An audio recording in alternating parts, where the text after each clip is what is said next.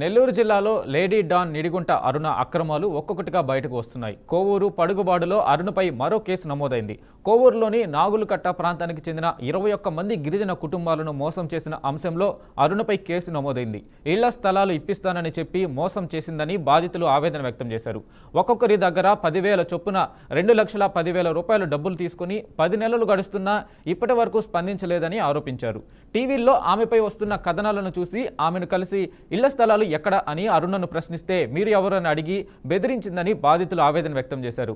అధికారులు స్పందించి ఇళ్ల స్థలాలు ఇప్పించాలని కోరుతున్నారు. గిరిజనులైన రాసగిరి బాబు, పట్రా యేసుదాసు, నిమ్మల శేషమ్మ ఇచ్చిన ఫిర్యాదులతో అరుణపై పోలీసులు చీటింగ్ కేసు నమోదు చేశారు. ఇక దీనిపై మరింత సమాచారం నెల్లూరు నుంచి మా ప్రతినిధి విద్యాసాగర్ అందిస్తారు. విద్యాసాగర్, చెప్పండి, అరుణకు సంబంధించి ఒక్కొక్క విషయాలు బయటకు వస్తున్నాయి. గిరిజనుల కుటుంబాలకు సంబంధించి ఆమె చేసిన మోసం గురించి పూర్తి అప్డేట్స్ చెప్పండి.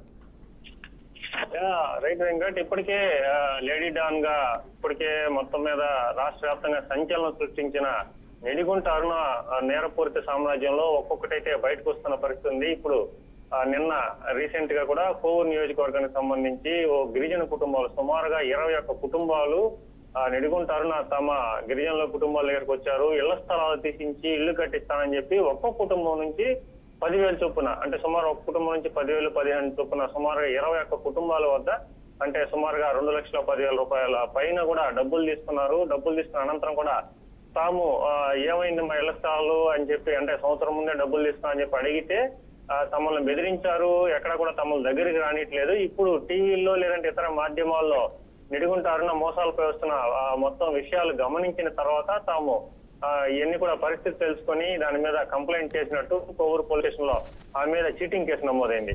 ఇప్పటికే అరుణ మీద సుమారుగా ఒక 6 నుంచి 8 కేసులు నమోదయ్యాయి. అంటే ఒక ప్రాంతంలో కాదు, అనేక ప్రాంతాల్లో కూడా కేసులు నమోదవుతున్నాయి. ఇటు నెల్లూరు జిల్లా సంబంధించి ఉదయగిరి, వరకుంటపాడు, అలాగే ముఖ్యంగా కోవూరు పోలీస్ స్టేషన్ లో ప్రస్తుతం సుమారుగా 4 కేసుల వరకు నమోదయ్యాయి. గతంలో ఓ కేసులో ఈమె సుమారుగా ఒక 40-50 మంది రౌడీ మూకలతో ఇంటి మీద దౌర్జన్యాలు పోయి కొంతమంది మీద హత్యాయత్నం చేయబోయింది. అప్పట్లో దాని మీద తక్కువ సెక్షన్లు లేదంటే తక్కువ ట్రాన్స్పరెన్సీతో నమోదైన కేసుల్లో కూడా మరికొన్ని సెక్షన్లు జోడిస్తూ ఈమె అరుణ మీద మరికొన్ని దాంట్లో కొంత ఆ కేసుకు సంబంధించి కూడా విచారణ కొనసాగుతా ఉంది. సో ఇప్పటికే ఆమెకి 14 రోజుల రిమాండ్ తో ఒంగోలు జైల్లో శిక్ష అనుభవిస్తూ ఉన్నారు. అంటే రేపు నెల 3వ తేదీ వరకు ఆమె రిమాండ్ ఖైదీగా ఉంటారు. సో ఈ క్రమంలో ఏదైతే అరుణ రౌడీ షీటర్ శ్రీకాంత్ వ్యవహారం బయటకు వచ్చిందో ప్రభుత్వం సీరియస్ అయింది.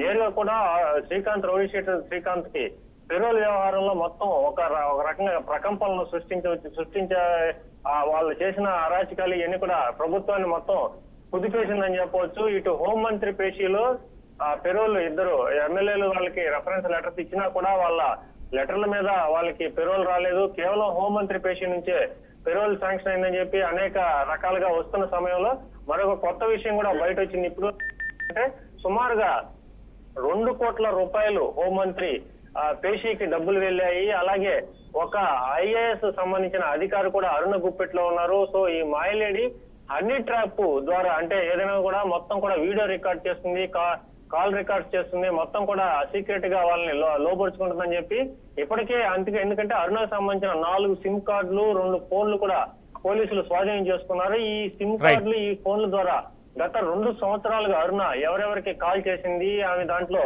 ఎటువంటి వీడియోలు ఉన్నాయని చెప్పి కూడా పోలీసులు డేటా సేకరించే పనిలో ఉన్నారు. దీంట్లో ముఖ్యంగా కూడా ఒక ప్రధాన అంశం ఏంటంటే అరుణకు ఒక అలవాటు ఉంది. ఆ అలవాటు ఏంటంటే ప్రతి విషయాన్ని కూడా బ్లాక్ మెయిల్ చేసేందుకు కానీ లేదంటే వాళ్ళని తన గుప్పిట్లో పెట్టుకునేందుకు కానీ ఆమె సెల్ ఫోన్ లో బంధిస్తూ ఉంటుంది. కాబట్టి ఈ సమాచారం అంతా పోలీసుల చేతిలో ఉంది. పెద్ద నాయకుల దగ్గర నుంచి ఇటు రాజకీయ నాయకులు, ఇటు పోలీసు లేకంటే వివిధ ప్రభుత్వానికి సంబంధించిన అధికారులు అందరి రహస్యాలు, అందరి డేటా కూడా ఇప్పుడు పోలీసుల చేతికి చిక్కింది. మరికొన్ని కేసులు కూడా నమోదయ్యే పరిస్థితి ఉంది. Venkat. Right Vidyasagar, thank you.